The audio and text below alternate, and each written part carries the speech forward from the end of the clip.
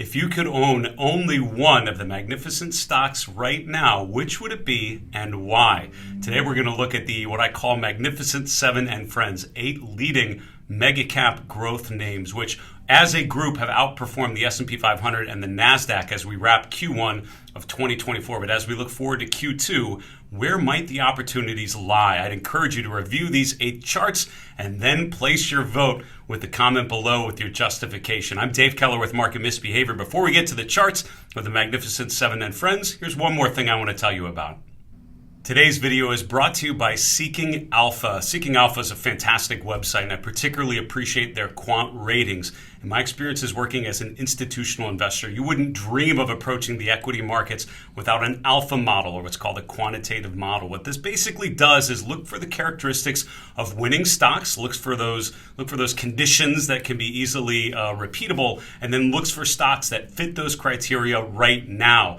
Looking at Seeking Alpha's quant rating, you can sort stocks by their proprietary quant rating based on Seeking Alpha's methodology. You can easily focus on where the opportunities may be based on a combination of technical and fundamental factors. And I would say, as much as we talk about technical analysis on this channel, it's just part of a holistic process that I would think of as technical, fundamental, behavioral, and macroeconomic. And I think that Seeking Alpha could certainly be part of that solution for you to link those different pillars together. If you go to marketmisbehavior.com/seeking alpha, you'll find you have access to a pretty good deal right now. My birthday is on April 3rd, and between now and April 3rd of 2024, they're offering 25% off their subscriptions. So it's not officially called the Dave's Birthday Sale, but I'm going to go ahead and call it the Dave's Birthday Sale. So go to marketmisbehavior.com/seeking alpha. See how the quant rating and all the other capabilities and tools on seekingalpha.com can help you be empowered to make better decisions. Now let's get on to the charts. So here we're looking at the New York FANG Plus Index, the NYSE FANG Plus Index, that is, and it's a group of, it's a group of stocks, includes some of the old FANG names like the Meta, Alphabet, Amazon types of stocks, but also others like Tesla.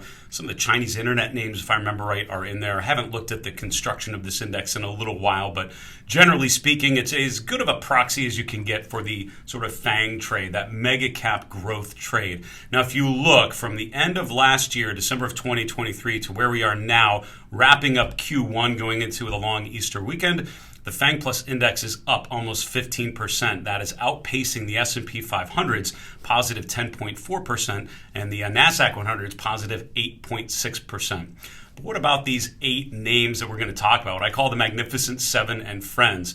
In order of trend, and we are using the StockCharts technical ranking, or what we call the scooter ranking, and I'm sorting that in descending order, just so we have a general sense, a starting point for our analysis, going from strongest to weakest based on StockCharts' proprietary measure of trend on multiple time frames. So from the top, we have NVIDIA, Meta, Netflix, Amazon, Microsoft, Alphabet, Apple, and Tesla. Then, of course, we have the FANG Plus Index there as well for reference. So overall, those are the 8 stocks we're going to be talking through. What we're going to do is quickly go through these 8 charts one by one, highlight some of the key technical characteristics, and then again, don't forget to vote with a comment below and explain which one you would pick of these 8 to own for Q2 of 2024 and why. Tell me what is the reasoning.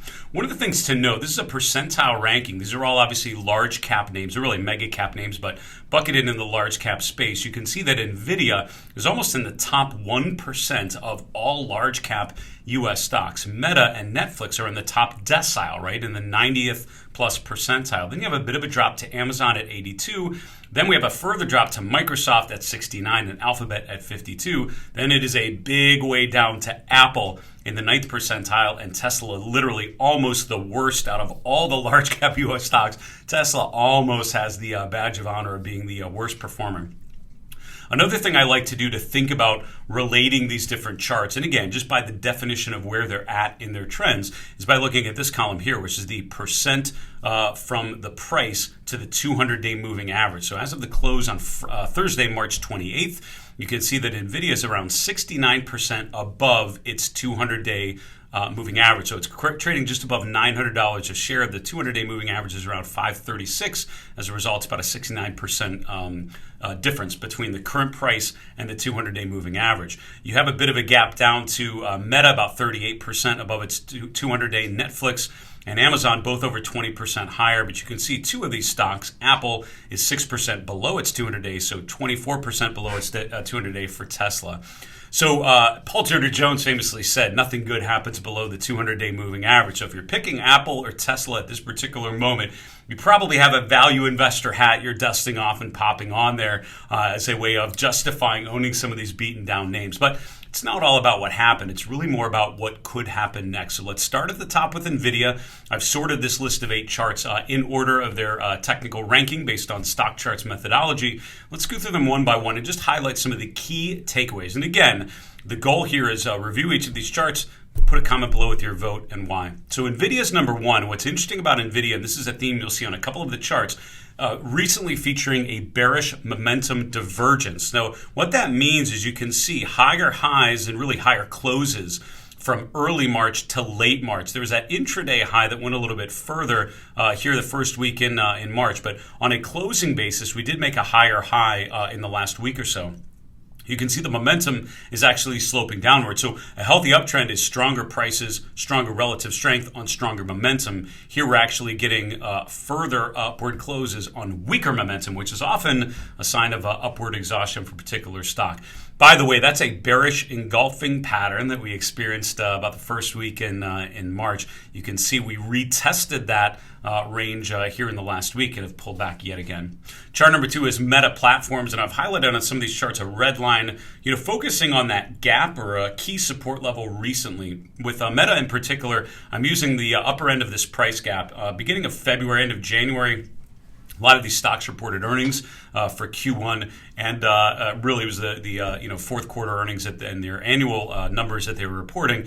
We often gapped higher, and those gaps higher in the first 6 to 8 weeks of the new year really helped propel the Magnificent Seven to further leadership after really dominating in November and December. So that's what helped these stocks go further. But if you look, February very strong on all these charts.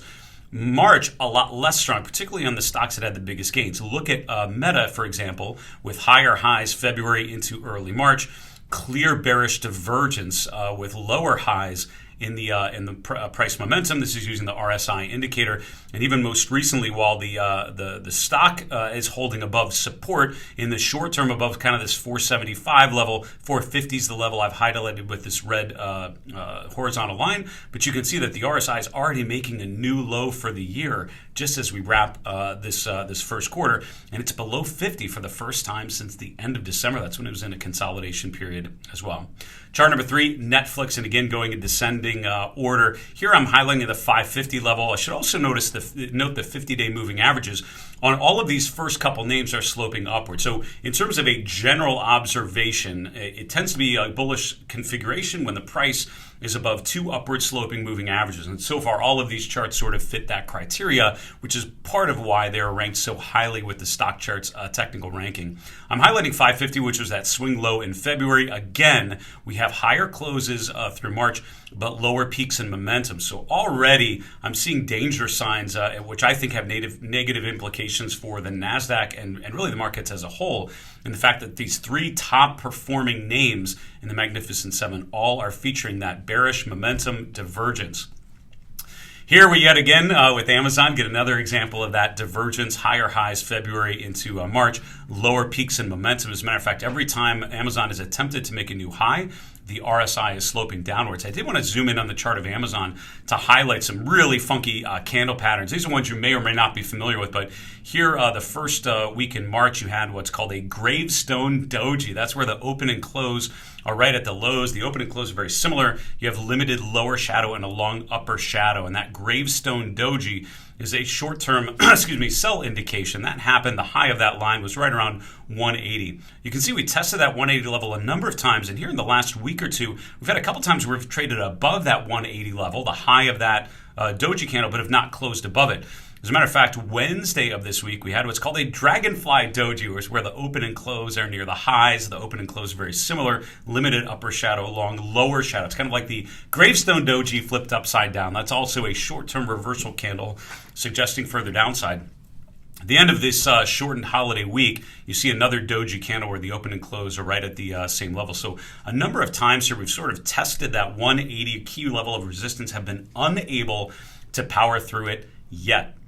Chart number 5 is Microsoft. Once more, we have the bearish momentum divergence. So right now we're 5 for 5 on higher prices and weaker momentum. Here I'm highlighting that sort of 398, 400 level. That's the swing low from February and March. And again, with any of these, I think the 50-day moving average could be really valuable. Look in particular at how Microsoft has traded around the 50-day, right? We tested it a number of times off of the January low. We finally broke through it, had a couple failed attempts to get above, finally held it in October, and then a successful test in January and again in March. So will Microsoft hold the 50-day again? Maybe that's part of your thesis if you vote for Microsoft.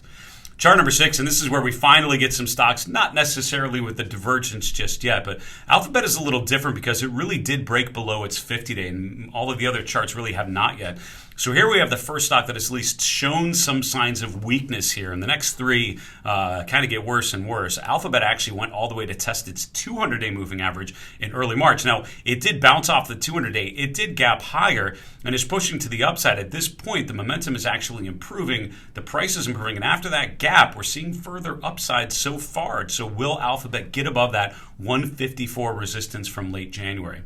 We have Apple, and here we have something I would argue in a clear downtrend, at least in the last couple months. After hitting 197, we'll call it $200 a share in July of last year, we pulled back almost perfectly to the 38.2% retracement level around 169. We bounced back up to that resistance level in December and tested it in January, failed to break out, then failed to hold support at price support as well as the 200-day moving average. So here you have your first chart that's actually broken through the 200-day and is now once again testing that level of support. So if you're bullish on Apple here, your argument would be we're oversold. We've tested that Fibonacci support and the previous lows, and you don't think it's going to get any lower. And you think there will be a bit of a mean reversion, probably pushing us above moving average resistance.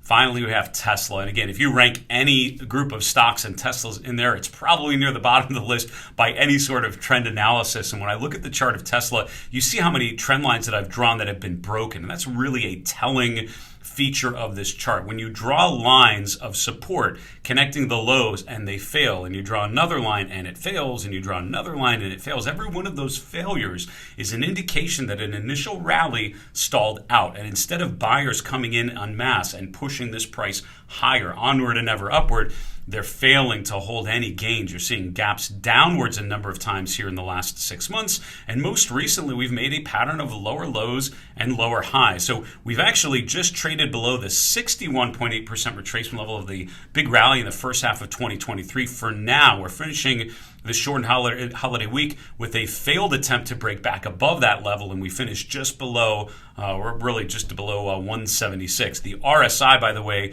consistently below 50, and the relative strength is going down. So Tesla, by far, the worst performer of the bunch. So there you are. Those are the 8 Magnificent 7 and friends, we'll call them. 8 leading mega cap leadership names in 3 sectors: consumer discretionary, technology, and communication services. You have one pick. Which of these 8 stocks would you select to hold in Q2 and why? Don't forget to drop a comment below. Give me the ticker and justification. For Market Misbehavior, I'm Dave Keller. Have a great one. We'll talk to you again soon.